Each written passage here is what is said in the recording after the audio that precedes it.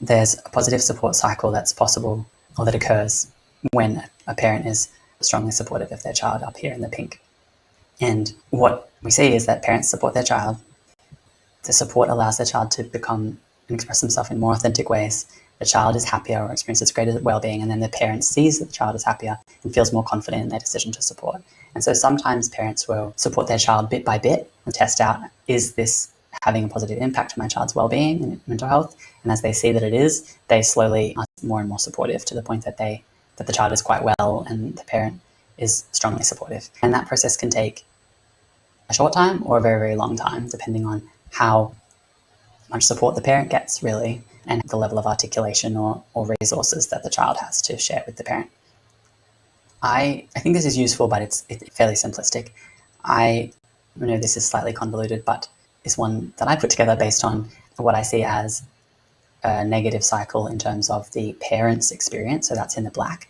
So fear, which we discussed, confusion and doubt, which we discussed, doubt and disbelief, leading to overwhelm and inaction, leading to disconnection with the child, leading to the child experiencing poor mental health because they're disconnected from you and they haven't perceived you as supportive potentially, or they've only perceived you as somewhat supportive. And that then, because the child experiences poor mental health and there's disconnection, then there's greater fear on the part of the parent. So this is a common sequence of events that I see occurring, and a really, really unfortunate one, because as you can see here, at any point in this negative cycle, there are interventions that can happen which move you and your child both out into the green cycle. And so this is the way that we've developed this program, is to try to bring in these things that then break parents out of the negative black cycle and into the green. So at the point of fear, parents might be able to receive validation for the fear and insights about why they're fearful and whether or not those fears are accurate and helpful, or whether or not there are other more significant factors that they might focus on that they then feel more empowered to focus on because they have more information. So validation and insight can cause parents to move from fear into a place of increased personal well-being because their own emotional needs have been somewhat attended to. Then if they're experiencing confusion and doubt, of course they can be experiencing all of these things at once, but with the confusion and doubt, they might need simply good quality information, which isn't very easy to come across, I've found. And in fact, many of the parents I've spoken to have first come across misinformation, which is very unfortunate. So really good information can quickly move parents from confusion and doubt to clarity. And that clarity is built layer by layer. They have confusion and doubt about one aspect of it, and then they have clarity on that aspect. Then they have other questions, and that leads to more clarity. And then they have other questions, and that leads to more clarity. And they just build a picture that makes sense and is intuitive and logical to them, where they're able to understand their child's experience. They have a conceptualization around what's happening and how they can support their child. In overwhelm and inaction, there's a number of strategies and guidance that we've chosen to include in the course that support parents to enact support. And with the disconnection, there's a number of strategies and tools that we provide that, regardless of whether or not there's understanding or clarity or fear there on the part of the parent, they're able to use that tool to respond to their child in a way that increases their level of connection, which then would increase clarity because then you're receiving more information from the child. If the child is experiencing poor mental health, and if the parent receives none of those interventions in the purple and is not able to any significant degree move into the green, then the only other pathway towards being both of you in the green cycle is through the child moving themselves from experiencing poor mental health to increased well-being. And that is just simply through time and probably therapy and finding community and online research, and the child just growing and slowly over years, honestly, becoming more well just through their own personal proactive effort and grit. And then the parent is able to see, okay, I see that my child is still identifying in this way, and actually they look and seem much happier. Now I'm able to support and accept them. And then it becomes easier in their relationship. But the child did all of that work all alone, and there's a huge relational wound there that they didn't have the support that they needed at the time of their life, which was probably the most difficult. So not only do we wish to support parents to support their child for the child's sake, because that's a painful, long process, but also because the relationship between you doesn't need to include necessarily that distance for that long. And also because some of these things in the purple don't need to be complicated either. And particularly if you bring to group some of the questions that you have, or things that resonated, or things that really didn't resonate, that you felt irked by, that's even more important. And just bringing whatever your experience is, and also just of how you're going. So the supportive cycle is one that is really rarely immediate or linear, and often parents get stuck at particular places because they receive and absorb misinformation that frames gender identity as a pathology or a disorder.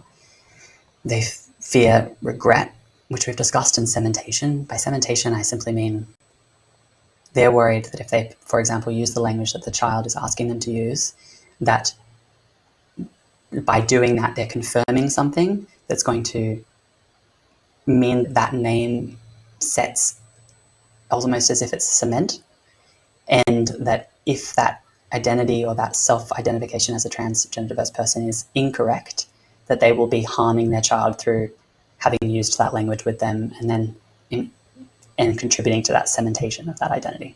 Very importantly, that is not how it works. What happens actually is that the child and the parent become polarized, where the child is, again, like I said, not able to explore their identity, not able to reflect on their experiences because they're too busy defending against the doubt of the other and feeling hurt and rejected, frankly. And what really helps, and we'll talk about this a lot more when we talk about the connection week around language and reflection and validation, is that when we reflect to people what they say they are, or how they say they feel, or the language they think might resonate for them, when we actually use that language back at them, they're able to hear it and sense whether or not it actually feels true and accurate and representative of them, and that there's some resonance. So if someone's in a place of gender exploration or gender questioning, or they're playing around with different names and pronouns, or if they're saying, these are my pronouns, this is my name, I really want you to use them, you're not contributing to any form of cementation by using it. In fact, it's the contrary. You're actually allowing them to feel and hear whether or not it resonates. And if it does resonate, you're likely to see them feeling quite well and happy and closer to you. And if it doesn't resonate, they're free to change their mind because they don't have to defend against your doubt. And so the most powerful thing you can do to actually escalate their process of self-discovery is to simply reflect exactly what they're telling you, the language that they're saying that they want. And the other way that parents often get stuck is that sometimes they're supportive initially, but they just face so much criticism and doubt and judgment from people in their life that they start to worry that they're wrong to be supporting their child in these ways, or that maybe someone sends them an article that's horribly misinformed and transphobic and they're not sure, like it's confusing. And so they really don't know what to do and they get stuck. And so there's a positive cycle that we can get into, and also we can slip out of it at times. But when the further you move into it and the more well your child is and the closer you are in your relationship due to that, the easier it is to stay there. I just want to leave you with some quotes of what it looks like to be on the positive cycle from the parent's perspective. This one says, "The person who was Mary was a sad, lost, very hard person to reach. There were so many things that I don't miss about that person, and I'm so happy that Eric is who he is because it's like a 180-degree difference, literally." This one is from another article. "With the help of professional support, I realized that if he lived fully as a boy, he would be able to deal better with the anxiety with going to school and everything else. And they were right. It was like magic." And this last one says, "She seemed to walk taller and with more confidence. An assertiveness I'd never known in her emerged. All of my initial fears about her transition ultimately fell like dominoes. Her friends showered her with support and admiration. Our family members accepted the transition with compassion. Her future was as bright as I'd always hoped, and she was infinitely happier than she'd ever been. The enigmatic loneliness I'd always sensed in Stephen was nowhere to be found in Sarah, who is now thriving in her career path, pursuing all her interests and engaged to her adoring boyfriend."